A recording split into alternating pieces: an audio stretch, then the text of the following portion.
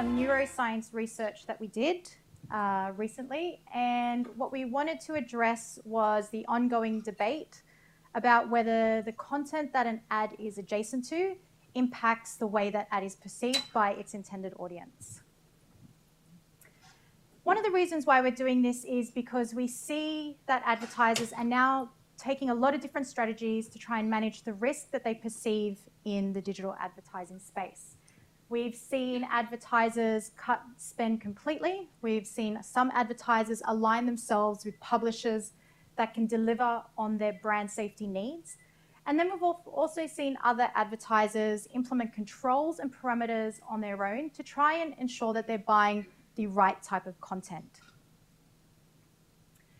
This is a snapshot from our latest media quality report, and what I'm demonstrating here is the risk that we're currently seeing in the Australian market and the digital content. So across display, we're seeing about 3%, and across video, about 5%. From our last media quality report, which was in 2018, in the second half of it, the rates were a little bit higher. So we've actually seen a decrease in risk rates, and that's moderate to very high risk content in the Australian market. But what we've seen across our advertiser partners is an increase in block rates. So despite risk levels decreasing, we are seeing increasing block rates. So what this means is that advertisers are starting to put in more controls and more parameters because of this perceived risk of content in the market. This is a chart from the International Data Corporation, and what it's showing is the exponential increase of content creation. So this is one of the key reasons why we're seeing advertisers start to put in more parameters to control the content that they're buying. This is really being driven by a few factors, but one factor in particular is user-generated content.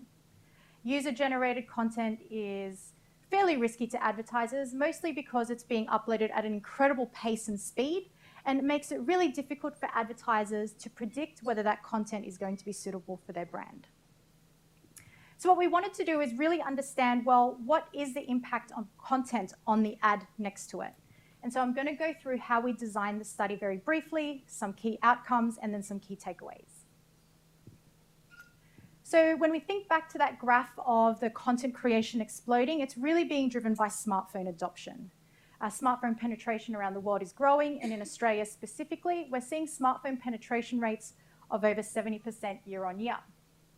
And this is being reflected in time spent with mobile, and we can see from this eMarketer report here that we're seeing increasing rates of time spent with mobile in Australia. In fact, we're seeing increasing trends with mobile versus the other channels which seem flat or decreasing. Australian daily time spent with mobile is exceeding 32%, which means mobile is now our preferred device and exceeds TV. And we're seeing the ad dollars flow accordingly. So based on this eMarketer report, mobile is becoming more and more a bigger chunk of the advertising budgets. In fact, today, mobile represents about a third of all advertising budgets.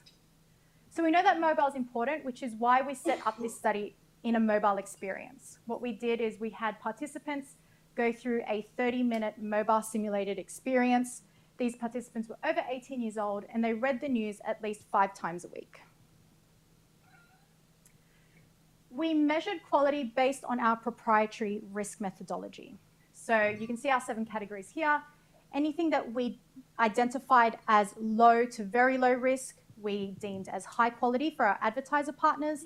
Anything that was high to very high risk, we deemed as low quality for our advertiser partners. For the purposes of this study, we excluded extremist content. We also excluded anything that was ranked very high risk for violence or adult content. We rolled out 8 different mobile web experiences for our participants. 4 of them were high quality and 4 of them were low quality. And across these mobile web experiences, we rolled out 8 different advertisements from major brands across different verticals. So what we're trying to do here is compare the reaction to an ad across a high quality site versus the same ad across a low quality site. We partnered with neuroscience to measure brain activity. They use a proprietary measurement technology called steady state topography. And what it does, it measures brain activity in real time. And this is how we're able to identify how each of our participants are reacting to the ad. We're going to go through the results now, and what we wanted to focus on was real marketing outcomes. So we measured for favorability, we measured for memorability, and we also measured for engagement. So favorability is defined as interest in something. You can see here that if the brain activity was focused on the top left, it was an indicator that the person liked the ad. If it was top right, it was an indicator that the participant disliked the ad. What we found is that when an ad was served next to content that was high quality, the reaction was 74% more favorability than when that same ad was viewed against low quality content. We then looked at engagement. So we wanted to see how invested the participant was in the ad based on their brain activity. And what we found is that when the ad was placed against high quality content, the participant was 20% more engaged than when that same ad was served against low quality content. And then finally, we wanted to look at memory encoding. So when we're looking at memorability or memory encoding, what we want to do is see a transference from short-term memory to long-term memory, because that indicates brand breakthrough. Long-term memory correlates directly with decision-making and purchase intent. And what we found is when an ad is served against high-quality content, there was 30% greater memorability than when it was served next to low-quality content. So what this is saying is that high-quality environments is conducive to brand recall. So overall, what we found is high-quality sites really drive some key marketing metrics. We saw increases in favorability of 74%. We saw an increase in engagement of 20%, and then an increase in memorability of over 30%. Interestingly, though, for ads that were placed against low-quality content, we found that the dislike of that ad was heightened by emotional intensity. So in fact, we saw a 9% increase in emotional intensity, which is that bottom part there, due to the dislike of the ad against that low quality content. So I'm just going to run through some key takeaways for you to take away today. The first one, as I mentioned earlier, content is being created at an unprecedented scale and pace. It is really important that as marketers, we're defining what type of content is right for our brand. First, the content that isn't right for our brand. As marketers, we know our brand the best, and therefore it's our responsibility to do this.